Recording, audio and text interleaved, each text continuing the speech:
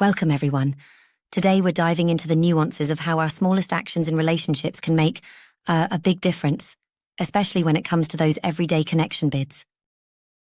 Yeah, right.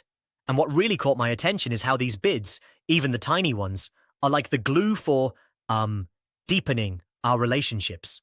Exactly. It's like the foundation, the little moments when someone reaches out, a text, a sigh, a touch, that builds the intimacy in our lives.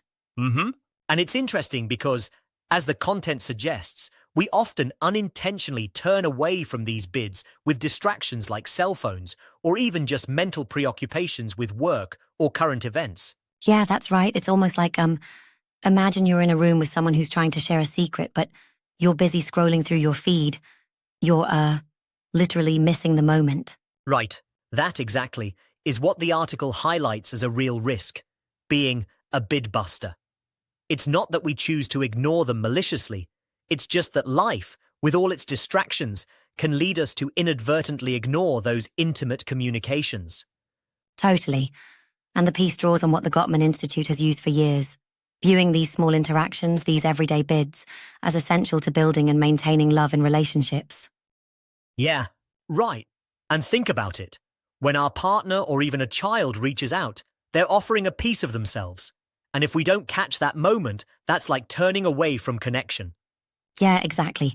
It's like, when they talk about the example of a partner sharing a subtle text or a sigh, it's a call for attention. And if we continuously bypass that call, it can lead to emotional disconnect. I find it fascinating how even things like shared interests come into play. The author talks about bridging differences, right? Like the parent learning about Roblox or the husband talking about his tech interests. Oh, absolutely. It's like stepping out of our comfort zones to connect on topics we initially might find uninteresting. For example, even if you're not into video games or coding, showing interest can strengthen the bond. But, I wonder if this approach might sometimes feel forced. I mean, is it really sustainable to always shift our focus just because our partner brings up something outside our typical zone? That's a fair point. I would say it's more about intentional attention rather than forcing interest. It's about creating space for the other person to be heard.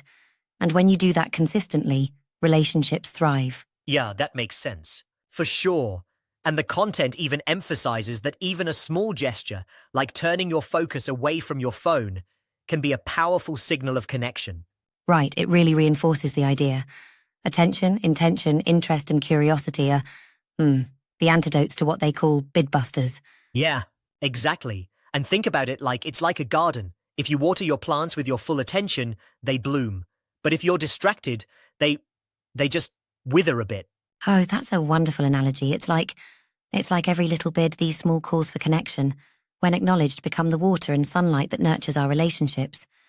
And when we ignore these bids repeatedly, it can build up into something much bigger, like distance, or even, emotional detachment. Exactly. The piece underlines that over time, habitual bid busting can lead to loneliness and, in the worst cases, breakup or persistent unhappiness. Right. What I also liked was the real-life example of raising boys talking for hours about subjects we wouldn't normally touch. It's a great reminder that connection is about reaching out and meeting each other halfway. Right, it shows that love sometimes means stepping outside your comfort zone.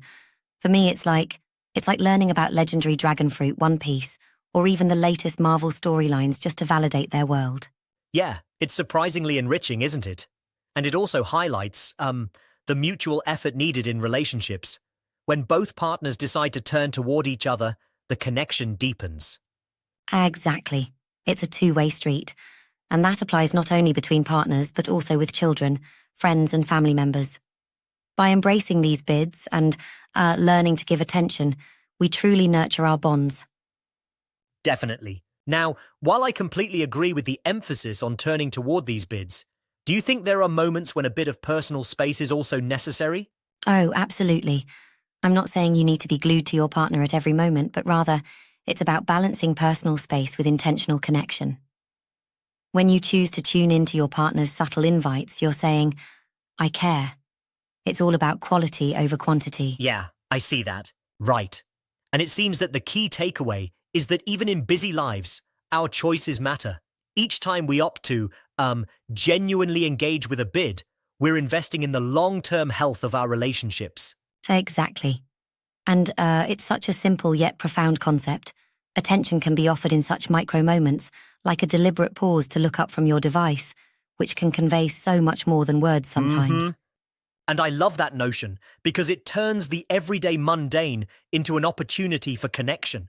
It's really a testament to how much potential we all have to nurture love by simply choosing to engage. Yes, indeed.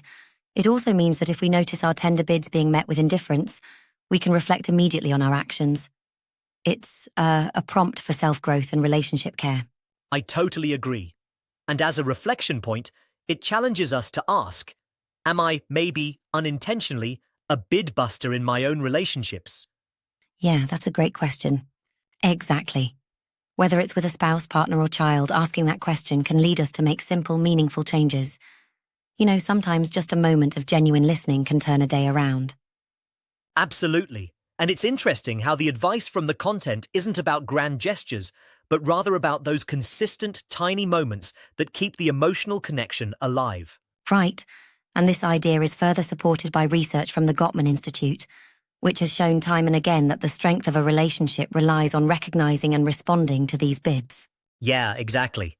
I also think it's important that we acknowledge that turning toward a bid sometimes requires vulnerability. It takes courage to show up for someone else fully, especially if you're dealing with your own issues. Very much so.